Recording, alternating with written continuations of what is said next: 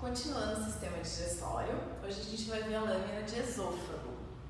Então, o esôfago ele vai ser um tubo que vai ligar a cavidade oral ao estômago.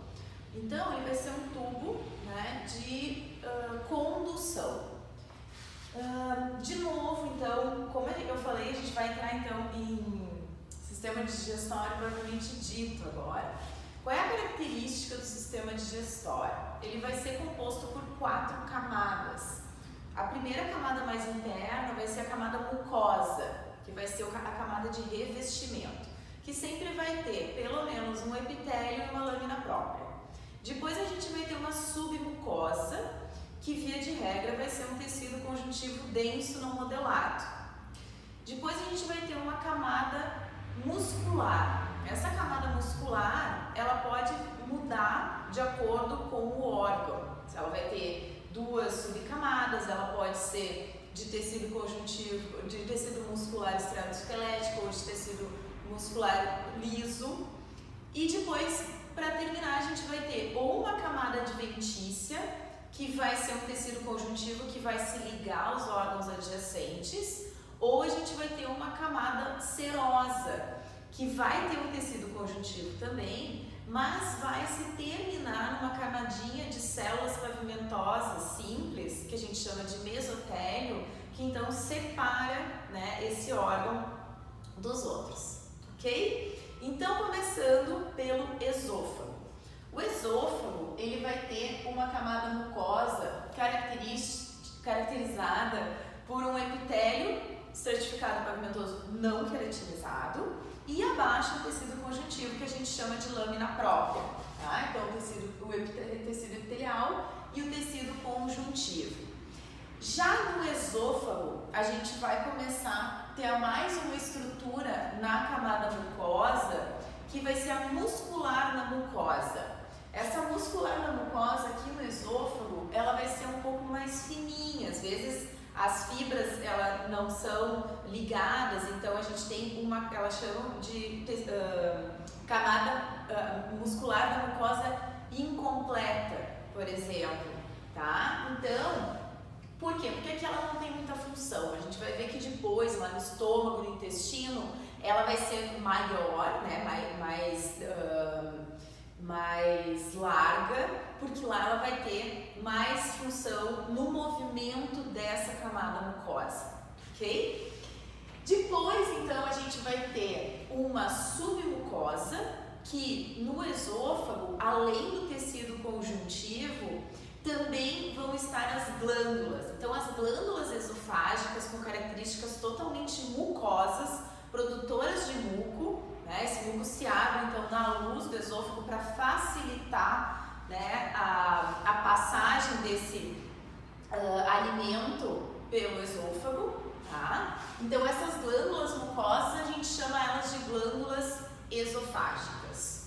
E depois a gente vai ter uma camada muscular, que no esôfago do ser humano ela tem uma certa mudança de acordo com a altura. Então, no primeiro terço do esôfago seria tecido muscular estriado esquelético, Por exemplo, se a gente está, mastigando uma carne ou alguma coisa, uma verdura, e aí a gente começa a engolir, não vai dar, tu ainda consegue deglutir, mas depois de um tempo não mais, Tem que descer mesmo pro estômago. Então, o que acontece? Nesse terço superior, a gente vai ter tecido muscular estriado esquelético na camada muscular.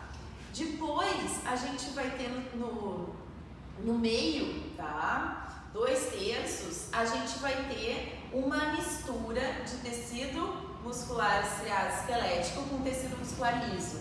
E no terço inferior, a gente já vai ter só tecido muscular liso, ou seja, já não depende mais da nossa vontade, tá? Então, assim, claro, isso é muito... Daí também, o que acontece? Na posição superior, até os 2 terços, a gente ainda vai ter, na última camada, uma camada adventícia, Por exemplo, ligação com a traqueia, a gente ainda vai ter a ligação dos 2 tecidos conjuntivos. Na porção mais inferior, a gente daí já vai ter uma serosa, ou seja, terminando com uma camadinha de mesotélio, ok? Então, o que vocês vão ver muitas vezes nas lâminas que a gente usa, que pode não ser lâminas de humanos, né? Pode ser uma lâmina de um gato, de um cachorro ou de um animal em si. O que acontece? O esôfago deles normalmente tem só tecido muscular estriado esquelético.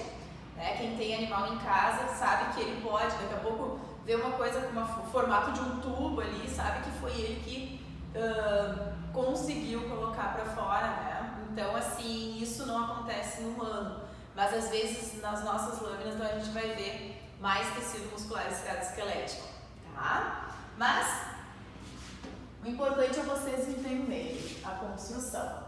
Então, vamos começar a visualizar na lâmina. A gente vai ter esse epitélio estratificado pavimentoso não queratinizado.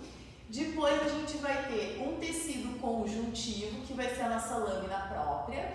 E aqui vocês percebem que tem umas faixas de uma coloração um pouco mais escura, tá? Quer dizer, né? A eosina está corando um pouco mais do que o tecido conjuntivo aqui. Então, isso aqui vão ser fibras musculares lisas que vão ser, então, vai ser a nossa muscular da mucosa, tá? Então, tecido epitelial, certificado pavimentoso não queratinizado, lâmina própria, muscular da mucosa. Mesmo se vocês não verem a muscular da mucosa, quando a gente visualizar essas glândulas, que são glândulas mucosas esofágicas, a gente sabe que já está na submucosa, ok? Então aqui a gente já tem a camada submucosa com o tecido conjuntivo e as glândulas esofágicas. Descendo mais um pouco, a gente vai ter a nossa camada muscular. Essa camada muscular, ela vai ser subdividida em duas subcamadas, uma circular interna e uma longitudinal externa. Entre essas duas subcamadas, a gente vai ter o plexo de Auerbach. Esse plexo, né, ou plexo mioentérico, esse plexo vai fazer com que ocorra a mobilidade dessa camada muscular. Esse plexo, ele vai estar presente em todo o sistema digestório praticamente. Só que na lâmina de esôfago fica mais fácil de visualizar os neurônios, então eu vou mostrar mais tarde, tá? Então, recapitulando, a gente vai ter duas subcamadas, né? Uma interna circular e uma externa longitudinal, caracterizando o nosso tecido, a nossa camada muscular. E por fim,